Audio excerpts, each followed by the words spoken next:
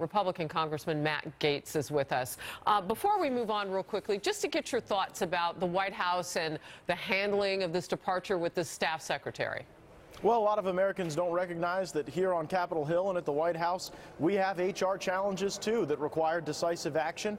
I'm proud that the president took that action in ensuring that Mr. Porter wasn't still involved at the White House. And as the facts unfold, I'm sure we'll learn more. But it just shows that even here in government, we deal with these HR issues that everyday Americans deal with each and every day.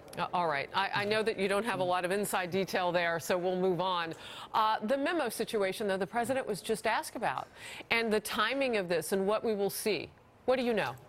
I expect the president to release the Democratic memo today. The one thing to keep in mind is that Republicans have been consistent fighting for transparency. Every Republican on the House Intelligence Committee voted to release the memo. Democrats have only been consistent in their partisanship. They voted to release their memo, but against allowing the American people to see the information collected by the majority staff.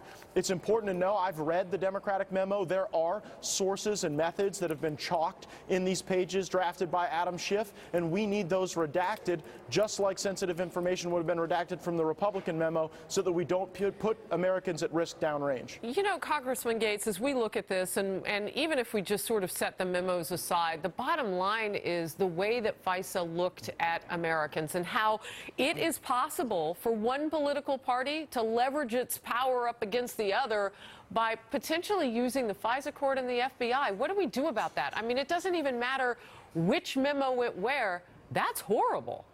It doesn't matter which memo, Harris, and it also doesn't matter which political party. Right. This should be an opportunity for bipartisanship. We never want to live in a country where cash at a political party is convertible into a government-sponsored warrant to spy on your political enemies. Democrats and Republicans will be in power in this country, and we've got an American concern to have reforms to this process with more transparency, more oversight, perhaps a more adversarial process in the FISA courts so that this never happens again to Republicans or Democrats. You know, I want to scoot just from the memo, if I can, with the reporting on the second dossier now and what we know about that and how that kind of fits into this whole picture.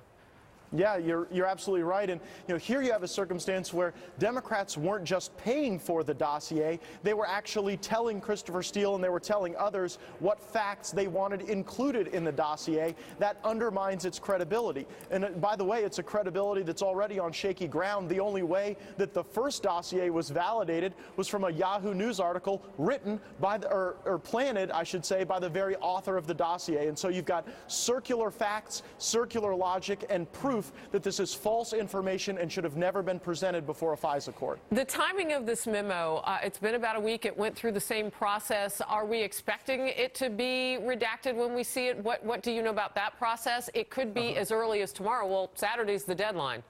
Yeah, I would expect that the memo would be released today, potentially early tomorrow, but there are going to have to be redactions. These aren't redactions for political reasons. We simply cannot disclose sources and methods of intelligence collection that we continue to use against our adversaries. And I think that the White House will be responsible in that respect. And at the end of the day, what credibility do the Democrats have to tell us that these are material political redactions? They said that the release of the Republican memo would be a national security catastrophe. That's obviously proven to be false, and it undermines their arguments. Absolutely. You know what? I want to ask you about something, though, because I remember in the process, Democrats were able to make some different changes. I know they were called minor. I don't want to say punctuation because I really didn't see the original, so I don't know.